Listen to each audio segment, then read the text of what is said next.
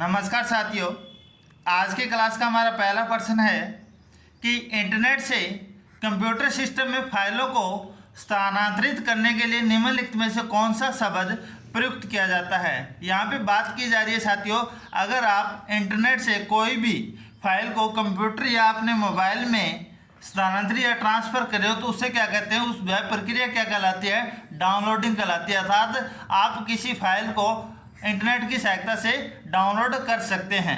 अब यहाँ बात कर रही है साथियों इंटरनेट से कंप्यूटर सिस्टम की। जब हम बात करें साथियों कि कंप्यूटर से आप इंटरनेट पे कोई चीज़ ट्रांसफ़र कर रहे हो तो वह क्या कहलाएगी, अपलोडिंग।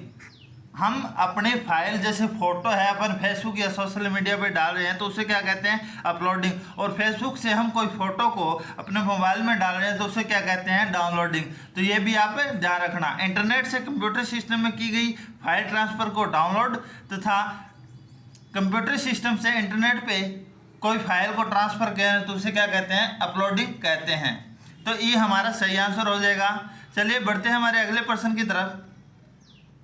अगला हमारा प्रश्न है टीसीपी का विस्तार रूप क्या है। तो मैं आपको बता देता हूं साथियों, टीसीपी का विस्तार रूप है ट्रांसमिशन कंट्रोल प्रोटोकॉल। अब यह शब्द किस लिए उपयोग किया जाता है यह भी मैं आपको बता देता हूं कि साथियों ये एक इंटरनेट या नेटवर्क है। कौन सा नेटवर्क है वो बताता हूं। जैसे आप अपने मोबाइल से कोई भी फाइल को मेल के द्वारा या किसी मीडिया के द्वारा भेज रहे हैं, ध्यान रखना।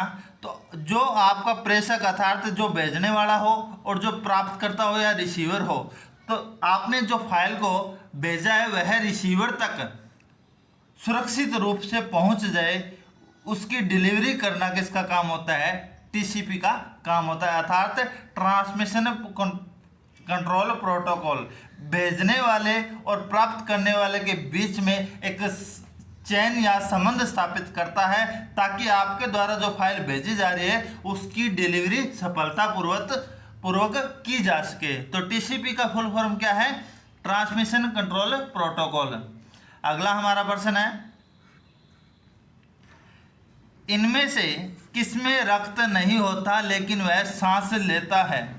तो साथियों मैं आपको बता देता हूं कि हाइड्रा एक ऐसा जीव है जिसमें रक्त नहीं होता परंतु वह सांस लेता है। और वह सांस किसकी सहायता से लेता है तो मैं आपको बता देता हूं कि वह श्वसन प्रक्रिया।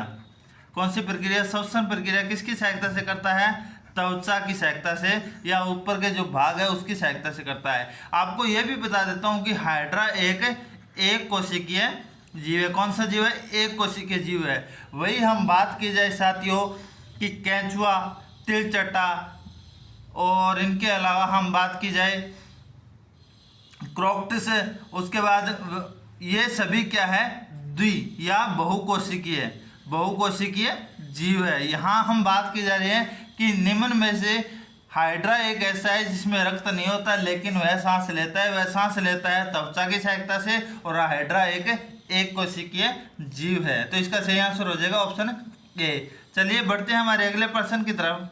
अगला, भारतीय राष्ट्रीय भुगतान निगम की अधिकृत पूंजी कितनी है। तो साथियों हम बात की जाए तो इससे का जो इंग्लिश में शॉर्ट फॉर्म है उसे क्या कहा जाता है, NPCI, जिसका फुल फॉर्म क्या है, national payment corporation of India. अर्थात भारतीय राष्ट्रीय भुगतान निगम। इसकी बात की जाए स्थापना की तो साथियों इसकी स्थापना कब हुई, इसकी स्थापना हुई थी 19 दिसंबर 2018 में इसकी स्थापना की गई थी। भारतीय राष्ट्रीय भुगतान निगम अर्थात NPCI की स्थापना 19 दिसंबर 2018 की हुई थी, जिसकी अधिकतम या अधिकृत पूंजी कितनी है, 300 करोड़ रुपए है। तो आप इसके बारे में यह भी ध्यान रखना कि इसकी फुल फॉर्म क्या है, शॉर्ट फॉर्म क्या है और इसकी स्थापना कब हुई। अगला हमारा प्रश्न है राजस्थान के वर्तमान मुख्य सचिव कौन है? तो मैं आपको बता देता हूं कि साथियों, राजस्थान का जो मुख्य सचिव का पदभार संभालता है वह क्या होता है? आईएएस अर्थात सर्वोच्च पदाधिकारी होता है। आईएएस में सर्वोच्च पदाधिकारी होता है। और राजस्थान के वर्तमान मुख्य सचिव कौन है आपको पता है? मैं आपको बता देता हूँ, इनमें से किसी भी ऑप्शन में मिलान नहीं करेगा, क्योंकि वर्तमान में जो मुख्य सचिव है वो क्या है? सुधांश पंत, जिनका नाम है, जिनकी नियुक्ति या ग्रहण तिथि जिन्होंने यह पदभार संभाला है वह संभाला था 6 जनवरी 2024 में अपना पदभार संभाला है। इन्होंने किसके स्थान पे?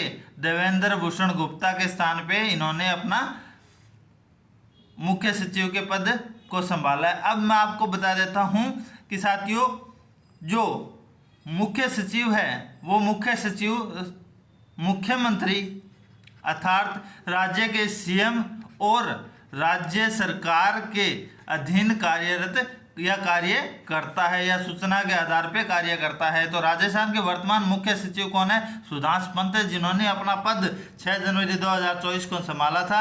ये आईएएस के सर्वोच्च पदाधिकारी है। और मुख्य बात क्या है कि साथियों, ये राज्य के मुख्यमंत्री और राज्य सरकार के बीच में संबंध का कार्य करते हैं।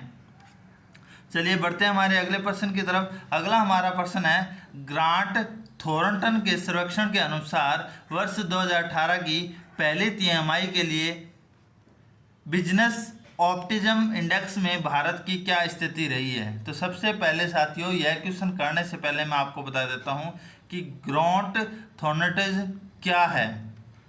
वहीं हम बात की जाए साथियों कि यह एक लंदन, जो कि कहाँ है? इंग्लैंड में, उनके वहाँ स्थित एक बहुराष्ट्रीय पेशेवर सेवा कंपनी है। साथियों, यह एक सेवा कंपनी है।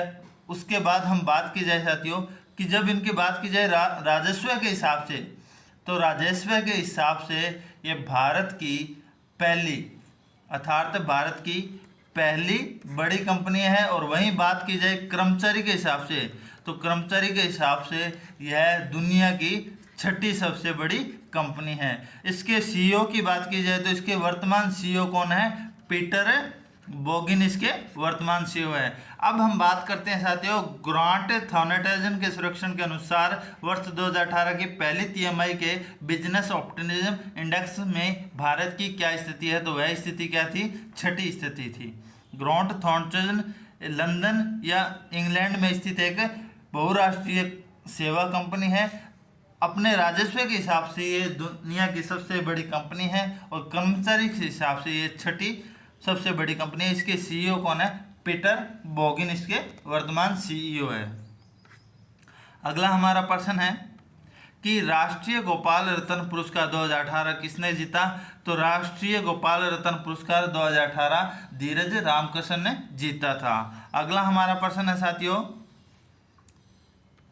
राष्ट्रीय मंडल खेल 2018 की मेजबानी निम्नलिखित में से किस देश ने की थी? तो राष्ट्रीय मंडल खेल या कॉमनवेल्थ गेम 2018 की मेजबानी किसने की थी? ऑस्ट्रेलिया ने की थी। यह खेल 4 अप्रैल से 15 जून तक चले थे। और सबसे अधिक राष्ट्रीय मंडल में अर्थात कॉमनवेल्थ गेम की सबसे अधिक बार मेजबानी किसने की है? ऑस्ट्रेलिया ने की है। 2018 के अंदर यह मेजबानी 5वीं थी और उसके बाद में एक मेजबानी हो गई। तो टोटल कितनी? 6 बार राष्ट्रीय मंडल खेलों की मेजबानी करने वाला देश कौन सा है? ऑस्ट्रेलिया है। यह भी ध्यान रखना। चलिए बढ़ते हैं हमारे अगले प्रश्न की तरफ। अगला हमारा प्रश्न है, सबसे संकीर्ण और सबसे बहुसंख्यक फेफड़ों के ट्यूबों को किस नाम से जाना जाता है? तो उसे किस नाम से जाना जाता है? ब्रोंकिओल्स के नाम से जाना जाता है। डी हमारा सही आंसर हो जाएगा। अगला हमारा प्रश्न है, HTML में अनुमत हेडिंग्स के स्तर कितने होते हैं? अर्थात अनुमत हेडिंग के स्तर कितने होते हैं? HTML के अंदर 6 होते हैं। 6 कौन कौन से होते हैं? H1, H2, H3, H4, H5 और H6 होते हैं। वहीं बात की जाए H1 की, तो यह होता है सबसे ऊपरी स्तर, और वहीं बात की जाए H6 की तो सबसे निचला स्तर H6 होता है। तो HTML में अनुमत हेडिंग्स के स्तर 6 होते हैं। अगला हमारा प्रश्न है एंटीवायरस सॉफ्टवेयर इनमें से कौन सा नहीं है? तो एंटीवायरस सॉफ्टवेयर निम्न में से कौन सा नहीं है? ओरेंकल क्या है? एंटीवायरस सॉफ्टवेयर नहीं है। बाकी कोस्परस्काई, एफरोट, एवीरा, मेकअफी ये सभी क्या है? एंटीवायरस सॉफ्टवेयर हैं। अगला हमारा प्रश्न है सेल किसकी खास विशेषता है? सेल किसकी खास विशेषता है? तो मैं आपको बता देता हूं साथियों कि यूनिक्स एक ऐसा सॉफ्टवेयर है जिसकी खास विशेषता क्या है? सेल है। क्या इसकी खास विशेषता? सेल है। और सेल की विशेषता के लिए प्रत्येक कंप्यूटर या लैपटॉप के अंदर यूनिक्स सॉफ्टवेयर का उपयोग किया जाता है। चलिए बढ़ते हैं हमारे अगले प्रश्न की तरफ। अगला हमारा प्रश्न है डिजिटल वॉलेट पॉकेट्स किस बैंक द्वारा शुरू किया गया एक पूर्ण भुगतान समाधान है? तो साथियों digital wallet pockets ICICI bank के द्वारा स्टार्ट किया गया। कौन से बैंक के द्वारा? ICICI बैंक के द्वारा शुरुआत किया गया है। इसकी शुरुआत कब हुई थी? 2018 के अंदर की गई थी। डिजिटल वॉलेट पॉकेट्स अर्थात इसकी शुरुआत ICICI बैंक के द्वारा करवाई गई थी। अगला हमारा प्रश्न है बैंकिंग में MTSS का विस्तार क्या है? तो MTSS का विस्तार क्या है साथियों?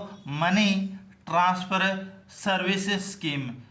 MTSS money transfer service scheme. साथियों यह स्कीम MTSS का उपयोग कहाँ किया जाता है? तो मैं आपको बता देता हूँ कि साथियों विदेशों से भारत के अंदर जो भी पैसा ट्रांसफर या स्थानांतरित किया जाता है तो वो पैसा स्थानांतरित करने का एक तरीका कौन सा है? MTSS है, जिसे कहा जाता है मनी ट्रांसफर सर्विस स्कीम। अगला हमारा प्रश्न है 2018 में केंद्र सरकार की फेम इंडिया सब्सिडी स्कीम के अंतर्गत कौन से राज्य की सरकार 640 इलेक्ट्रिक वाहन खरीदी? अर्थात 2018 में केंद्र सरकार की फेम इंडिया एक सब्सिडी स्कीम थी जिसके अंतर्गत कर्नाटक जो हमारा स्टेट है उसने सबसे अधिक 640 इलेक्ट्रिक वाहन खरीदे थे। अगला हमारा प्रश्न है साथियों डिजिटल इंडिया के अंतर्गत पिलर्स की कुल संख्या कितनी है? तो डिजिटल इंडिया के अंतर्गत कुल 9 पिलर्स है। 9 पिलर्स का अर्थ है कि डिजिटल इंडिया के अंतर्गत जो सम्मिलित किए गए क्षेत्र है उन क्षेत्र कितने हैं? 9 क्षेत्र है। तो ये भी आप धारणा पिलर का अर्थ है जैसे इलेक्ट्रॉनिक्स का एरिया, औद्योगिक एरिया, इनके अलावा 9 ऐसे क्षेत्र हैं जिसे डिजिटल इंडिया के अंतर्गत जोड़ा गया है। अगला हमारा प्रश्न है USD 1 बिलियन या उससे अधिक पहुंचने वाले स्टार्टअप कंपनी का वर्णन करने के लिए कौन सा पद प्रयुक्त किया जाता है? तो वो कौन सा पद है? यूनिकॉर्न। कौन सा? यूनिकॉर्न। अर्थात डी हमारा सही आंसर हो जाएगा। अगला हमारा प्रश्न है निम्नलिखित में से क्या आर्थिक विकास शब्द को स्पष्ट करता है? तो साथियों प्रति व्यक्ति उत्पादन और आय में वृद्धि ही क्या है? आर्थिक विकास शब्द से स्पष्ट करता है। अगला हमारा प्रश्न है राउंड रेवोल्यूशन। वहीं आपको साथियों इसका दूसरा नाम बताऊंगा। अब आपको ये क्वेश्चन में कंफ्यूज हो रहा, परंतु आपको जब दूसरा इसका नाम बताऊंगा तो आप बता दोगे। राउंड का मतलब क्या होता है? गोल। और रेवोल्यूशन का मतलब होता है क्रांति। तो गोल क्रांति किससे संबंधित? आलू के उत्पादन में बढ़ोतरी या सुधार लाने के लिए गोल क्रांति की शुरुआत की गई थी जिसे राउंड रेवोल्यूशन के नाम से जाना जाता है। तो इसका सही आंसर हो जाएगा ऑप्शन है ए।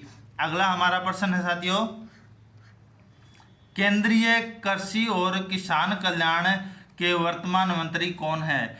केंद्रीय कृषि और किसान कल्याण के वर्तमान मंत्री की बात की जाए साथियों, तो वो मंत्री कौन है? श्री रामनाथ ठाकुर। कौन है? श्री रामनाथ